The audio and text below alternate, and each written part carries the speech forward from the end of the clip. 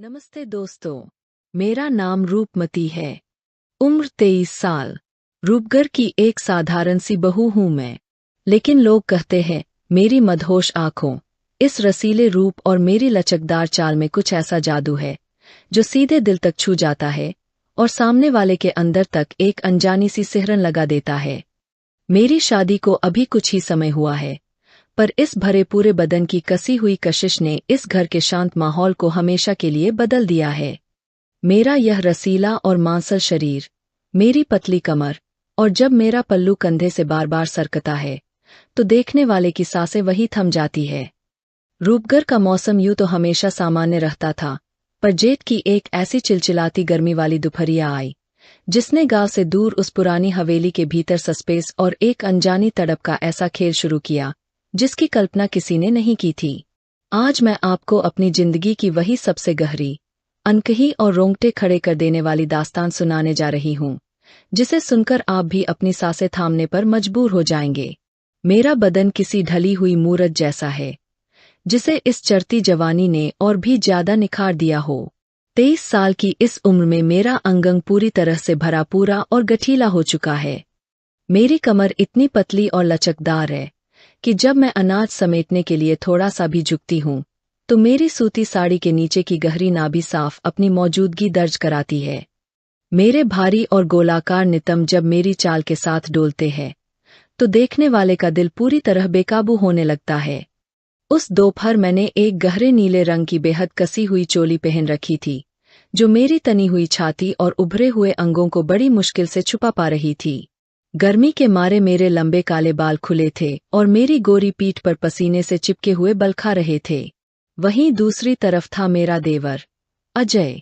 उम्र के इस पड़ाव पर उसका शरीर किसी कसरती नौजवान जैसा लंबा और गठीला था। उसका सीना इतना चौड़ा और मजबूत था कि कोई भी औरत उसकी बाहों में खुद को पूरी तरह महफूज या फिर पूरी तरह मदहोश महसूस करे। उसके बदन से एक अजीब सी तीखी, मदहोश कर देने वाली मर्दाना खुशबू आती थी, जो चंदन, पसीने और मर्दानगी का एक ऐसा मिश्रण थी जो किसी भी प्यासी रूह को बेचैन कर दे। उसकी आंखों में हमेशा एक भूखी और खोजी नजर रहती थी, जो जब भी मुझ पर पड़ती मेरे पूरे जिस्म में एक अजीब सी आग सुलगा देती थी। उसका वह रोबीला अंदाज और कसरती बदन इस बंद हवेली के सन्नाटे में और भी ज्यादा खतरनाक और आकर्षक लग रहा था। रूपगढ़ गांव इस समय पूरी तरह से भयानक चिलचिलाती गर्मी और दोपहर के सन्नाटे की चपेट में था। बाहर इतनी तेज धूप थी कि धरती से आग की लपटें उठती हुई महसूस हो रही थीं। दोपहर के करीब 2 बज चुके थे और आसमान से सूरज की तपिश ऐसी बरस रही थी जैसे चारों तरफ सन्नाटा रो रहा हो। इसी बीच गांव से दूर बनी इस पुरानी सुनसान हवेली में हम दोनों अनाज समेटने आए थे। घर के बाकी सभी लोग गांव की पंचायत में गए हुए थे। हवेली के इस पिछले हिस्से में पूरी तरह सुनसान माहौल था और मोटे दरवाजों के पीछे सिर्फ धूल और पुरानी लकड़ियों की गंध थी। बिजली न होने के कारण हवेली के भीतर एक अजीब सी घुटन और गाढ़ अंधेरा छाया हुआ था, जहां खिड़की की दरारों से आ रही धूप की पतली किरणें ही रोशनी का एकमात्र सहारा थीं। उमस इतनी तीखी थी कि बदन से पसीने की बूंदें लगातार बह रही थीं। अनाज की बोरियों को खिसकाने के कारण मेरा पूरा बदन और चोली पसीने से तर हो चुके थे। पूरे परिसर में एक अजीब सी खामोशी पसरी हुई थी, जिसे सिर्फ हम दोनों की सांसों की सरसराहट ही तोड़ रही थी। ऐसे माहौल में जब 2 जिस्म एक ही छत के नीचे अकेले हों तो सस्पेंस का बढ़ना लाजमी था। गर्मी और उमस से मेरा पूरा बदन सुलग रहा था। मैं हवेली के फर्श पर बैठी हुई अनाज को सूप से साफ कर रही थी। तभी अचानक पीछे से एक भारी और मर्दाना आहट हुई। देवर अजय बोरियों की ओट से निकलकर ठीक मेरे पीछे आकर खड़ा हो गया। उसका चौड़ा सीना धूप की मध्यम रोशनी में और भी विशाल लग रहा था। भाभी, बहुत उमस है। इस पुरानी हवेली का यह काम और कितना वक्त लेगा? उसने अपनी कड़क आवाज में पूछा, लेकिन उसकी आंखों की भूखी नजर सीधे मेरी पतली कमर पर टिकी थी, जहां से भीगा हुआ पल्लू पूरी तरह खिसक गया था। बस अजय, मैं यह आखिरी बोरी समेट रही हूं ताकि धूल न पड़े, मैंने अपनी कांपती आवाज में कहा और झुकने लगी। तभी अचानक मेरा हाथ एक भारी बोरी से टकराया और अनाज के दाने बिखर गए। आय! मेरे मुंह से एक तीखी सिसकारी निकल गई। घबराहट और गर्मी के मारे मेरा पूरा बदन तड़प उठा। अजय ने बिना एक पल गवाए आगे बढ़कर मेरी कसी हुई कलाई को मजबूती से दबोच लिया। उसके हाथ की पकड़ इतनी तनी हुई और गठीली थी कि मैं चाहकर भी खुद को छुड़ा नहीं सकती थी। उसके इस अचानक छुअन से मेरे पूरे जिस्म में एक अनजानी बिजली दौड़ गई। उसने मुझे संभालने के लिए अपना दूसरा हाथ मेरी पतली कमर के गिर्द कस दिया। कहाँ ध्यान रहता है आपका? देखो, पसीने से बदन कैसा भीग गया है, उसने बेहद करीब आकर कहा। उसकी सांसों की गर्म तपिश सीधे मेरे चेहरे और गर्दन पर पड़ रही थी।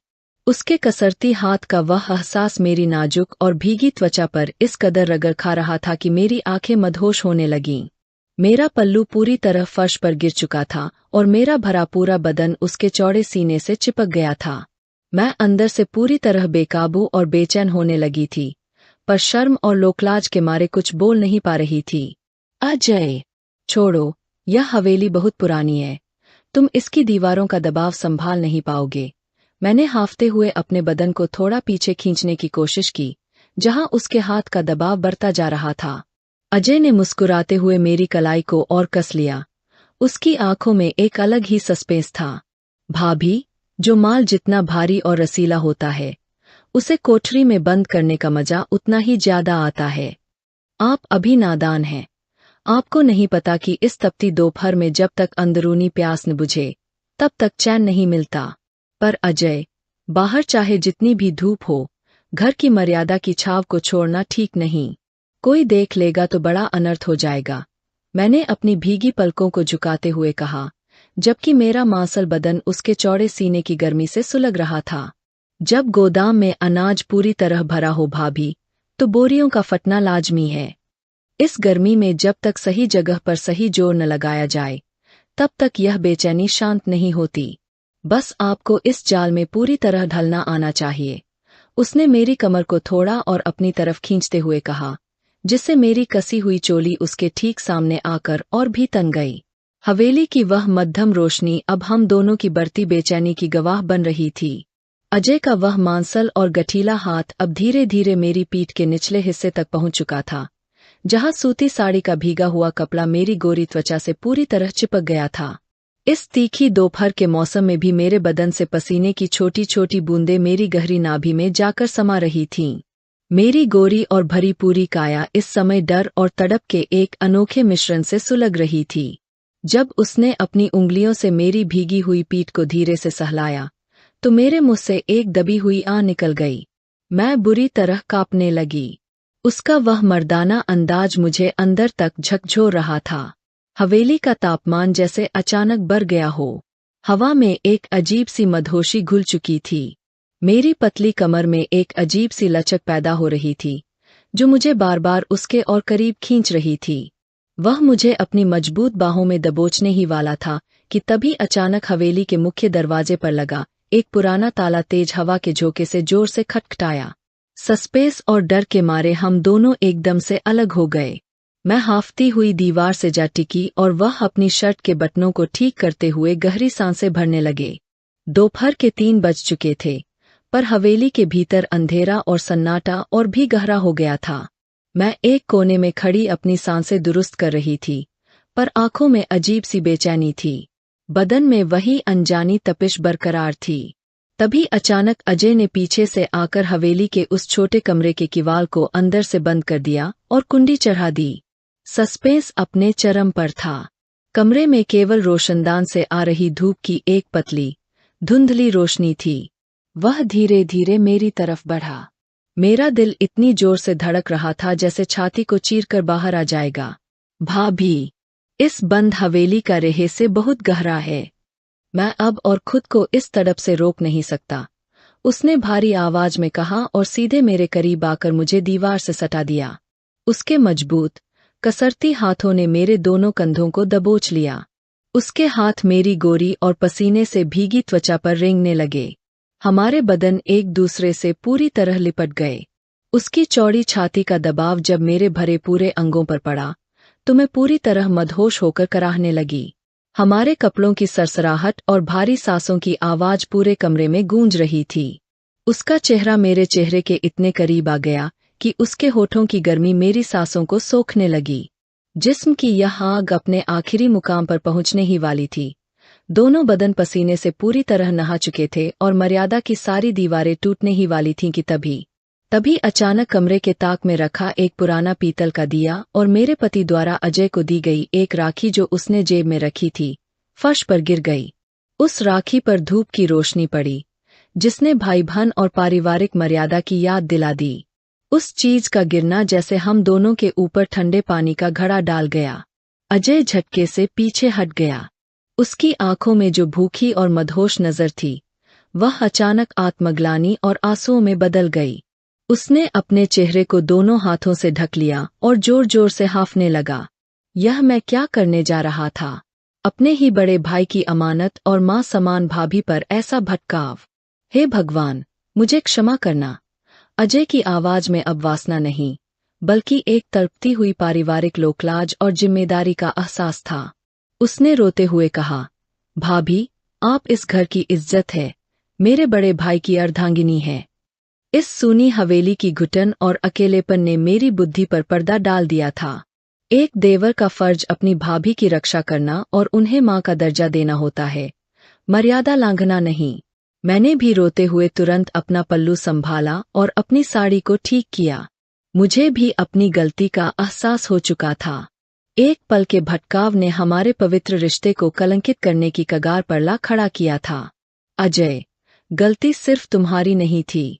इस अकेलेपन और माहौल की मार ने हमें भटका दिया था। लेकिन आज हमारे परिवार के संस्कारों ने हमें एक बहुत बड़े पाप की खाई में गिरने से बचा लिया। देवर भाभी का रिश्ता इस दुनिया में बहुत पवित्र और सम्मानजनक होता है, और हम इस बंधन को कभी टूटने नहीं देंगे। मैंने उसके सिर पर हाथ रखकर कहा। अजय ने मेरे पैर छूकर आशीर्वाद लिया। उस दोपहर के बाद से हमारे बीच वासना की वह दीवार हमेशा के लिए ढह गई और उसकी जगह एक सच्चे, पवित्र और मर्यादित देवर भाभी के रिश्ते ने ले ली। पारिवारिक संस्कार और लोकलाज की जीत हुई। कहानी यहीं खत्म होती है दोस्तों। तो लाइक कर दो, सब्सक्राइब कर लो और कमेंट में जरूर लिखो कि आपको यह कहानी और इसका पारिवारिक संदेश कैसा लगा। मिलते हैं अगली कहानी में। नमस्ते।